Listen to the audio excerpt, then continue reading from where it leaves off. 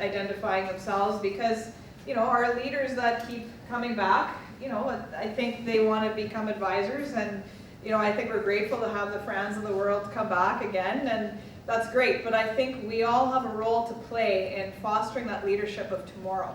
So I encourage each of you to ask for help. It's something that I mentioned earlier, or yesterday, is I don't think I asked for enough help as a division director last year. And I think that's one way that you can help yourselves not be so overwhelmed this year. Because there is talent everywhere in our district.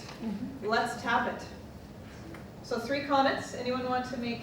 Yes, Jim? I find it's an interesting balance between not pushing members if they don't want to give speeches, but if they're not giving speeches, they're more likely not to come back next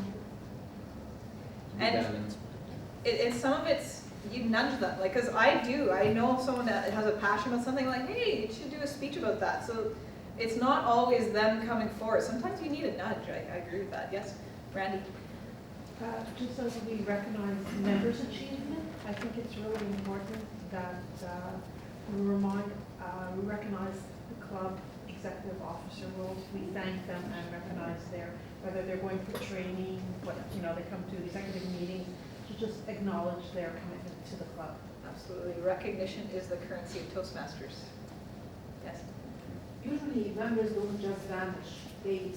Their presence start dwindling, and at this point, it's important as an executive for a club to start identifying those people, and an email from the president or from the VP would say, okay, how are you? Actually, we tried this a couple of times and it worked fine, and people were planning, okay, we're not going to be able to make it, we're very busy.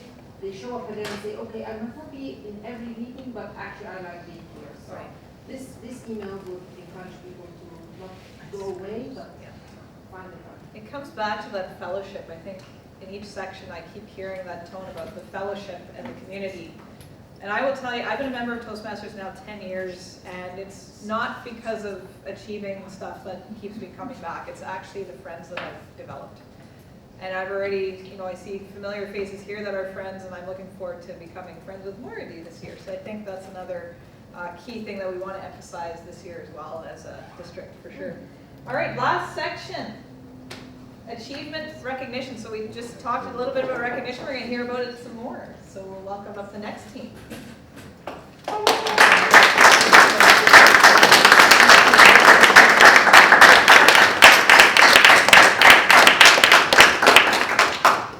Well, this is actually one of my favorite things to do. And as a matter of fact, coming up this week on the 26th, I believe, we will be hosting at my own club a recognition event and / anniversary celebration. So it's definitely something that we do there.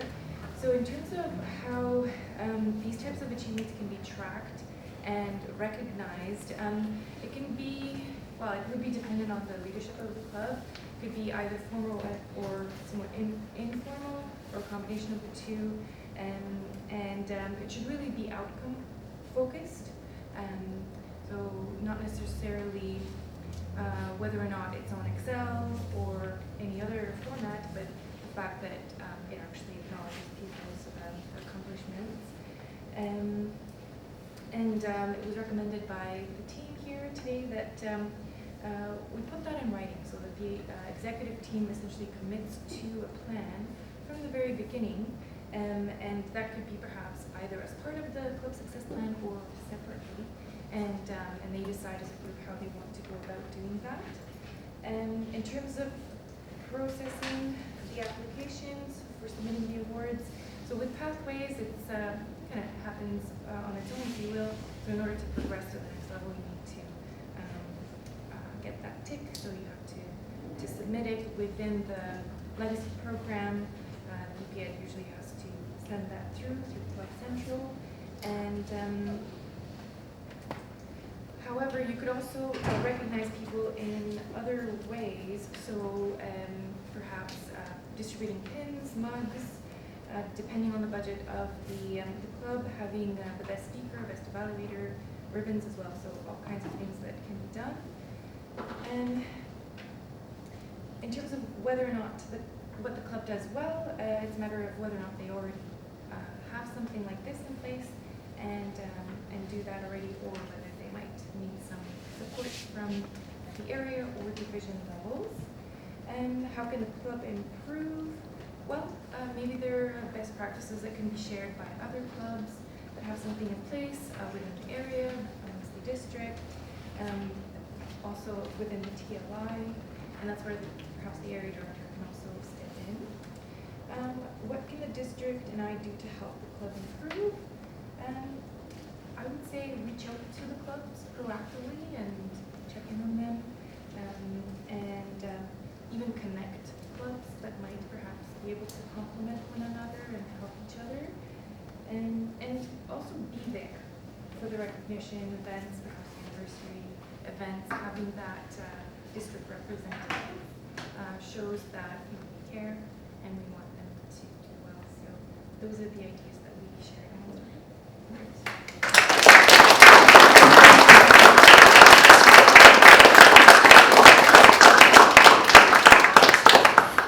Yes, as we say, recognition is the currency of Toastmasters. So we as leaders want to do it often, and if probably every time you go to a club, you should be giving kudos in some form or another. I think that's a great way to get everyone fired up for sure. And I had a comment about some of the recognition, just a little update on pins. So this last year we had a great initiative giving out pins. We are going to continue that, but I think there was a feedback that it was maybe a bit too delayed. So my plan this year is the pins are currently under design, so they aren't quite ready yet, but once we get them designed and developed and produced, I will be actually sending them out likely to the division directors to give to you as area directors to go to the clubs, or your representative to go to the clubs to recognize these individuals. So we will have pins for every goal that's achieved. But one thing that's a bit different this year is we won't be doing Triple Crown for pathways, because it's happening very frequent and those pins are on the expensive side. So we are going to change it up. So the legacy program will still get Triple Crown. So if you get a CCCL, advanced communicator or something, you'll get a Triple Crown for that. But if you're mixing in pathways, we're going to change it a little bit just to, again, refine our recognition a bit with the times. There are some beautiful pins that are for each of the paths, and it has the logo of that path. It's a beautiful pin. And we will be giving out those for level 5s. So that's the little bit of a change. You might have noticed like everybody was getting Triple Crowns this year. Again, we're going to switch it up just a bit, so just so you're aware that's what we're doing. Anyways, any comments about recognition? Yes, we'll start with Trent. Are the awards listed on our district site when people achieve them, or only on Toastmasters International site? So you can look up Toastmasters Club Reports.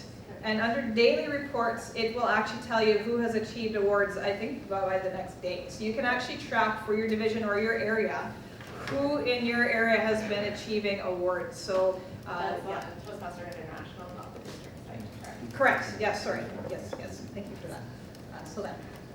One thing of recognition that I find really important is when the member join a club. Give him the pin of the member.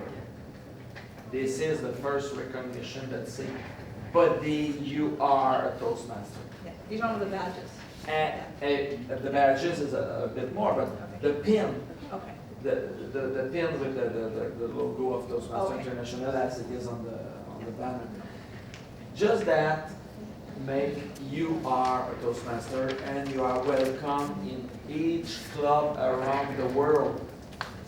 And if we emphasize on that, it will change the mindset of that person at the beginning, even before make a speech. And it is a recognition that is important for myself. So, and that's something clubs can do. They can order those Toastmasters logo pins. You can give that out. Actually, my Young Professionals Club in Winnipeg had wine glasses with the Young Professionals name and Toastmasters on there. So it's another great way to welcome them into the club, or even the name badges. Some clubs will build that into the budget to give those names. Yeah. So these with these badges, Yeah. Sometimes when members get a DTM, they'll order the badge for that as well. So yeah, did you come? Yeah, one thing I wanted to emphasize is don't underestimate the value of actually going up to your member yourself and providing that encouragement and that feedback. I have seen tremendous improvement, tremendous staying power in members who are recognized by other members that they think or that they respect. Any pin will be any pin, will be any certificate, will be anything if you give that personal touch, your time, 5 seconds to recognize that member. Yeah, that's a good point, Greg. Any other comments about recognition? Yes, I was just going to say one thing, marshalls.org is another set of tools. TM tools. Yeah, marshalls.org. And there's a link for TM tools, Yep. and that's another option. Yep. Many different things that you can look at. Yes. A lot of information about everything. So marshall.org. Marshalls.org. Marshalls.org. I actually have that in the handout, so again, get your hands on that, take a read through that as you're preparing for your year. And I have the link for that as well. It has some nice historical trends and information. So if a club is struggling, have they been struggling for a while, or did this just happen last year? I'm not saying we want to be guided by the past, as Tanya likes to remind me, because I'm a numbers person. I like to use analytics to assess things in advance, but it's just something that you can use to think about how to ask the questions. And that's what I want to close with today, is so when you're going through these discussions with your clubs, you want to give them probably an idea what you're going to be talking about. If you want to send them an example of this report in advance, don't assume that they've done this before. They might have a whole new executive. So say, hey, this is the kind of report that I'll be working on filling out with you. There are certain aspects of the report, the last section in particular, which speaks to specifically which members are going to achieve which goals. I would challenge all of you to challenge the clubs to not just put June 30th. If everyone's going to achieve their goals on June 30th, that's a bit wishy-washy and it doesn't indicate commitment to me. You want to know, when is that member actually going to get that goal done? Because if they are running behind, it gives them an opportunity to go and work with them and figure out, hey, like, is this still your goal? If it's not, maybe another member is stepping up. So, don't just take the answers at face value. Probe a little more. Have those discussions. If you've built that trust with them, you'll maybe get to a little bit more of the meat of what's going on. If they're a low membership club, what's going on with that? Maybe, yeah, a coach will be great, but there could be some other things that could be underlying that. And we don't want to brush over that, because you guys are the ones that are going to have those discussions with them. And if we're just doing cookie cutter answers on that, we're not really going to address them and help them get at the root of some of the challenges that they're going through. So that's just some of the things I'd encourage you to do. I do encourage you to look through that handout. There's lots of great resources, both referenced in that handbook and all over Toastmasters. You Google any topic, I guarantee you'll find something on it. Any district has information. And our very own district has a fabulous, fabulous resource page. How many of you are aware of the weekly webinars? There should be more of us. There's so much effort and great content that has gone into that program this year. Did you know there is, I think probably like 50, well, there's one every week, so 52. Tanya's team, and Craig was part of it, did a yeoman's effort this year, pulling together fabulous, fabulous content, and that is all available that you can reference as a resource for your clubs. And so the team this year, I'm going to work with Craig again. We're going to be overhauling that program a little bit. It's likely not going to be weekly. We will likely still have monthly in both languages. So there will be 2 webinars per month, but in each language.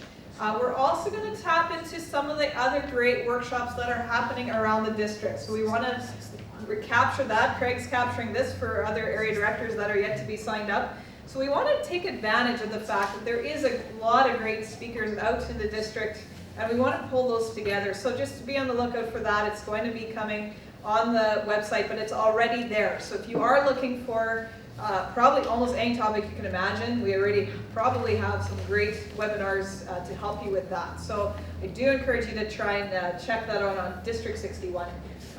So with that, I am out of time, but I hope that you found this useful. I hope that you tap into each other. Know that there is a lot of great resources even around this room. You know, you're not limited to just your division either. So yes, questions, sorry? Is this document available on the district website? It's available in the Slack channel right now. Yeah, From yesterday at yeah, yes, I posted it, no, it was earlier. Anyways, thank you so much for your participation. It's been a lot of fun, and I look forward to working with all of you this year.